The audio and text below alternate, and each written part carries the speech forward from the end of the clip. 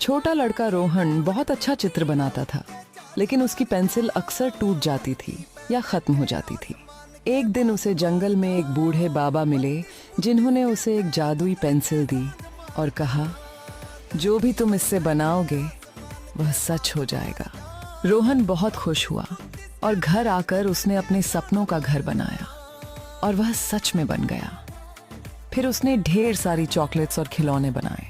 धीरे धीरे उसे एहसास हुआ कि अगर वह कुछ भी बना सकता है तो क्यों ना दूसरों की मदद करे।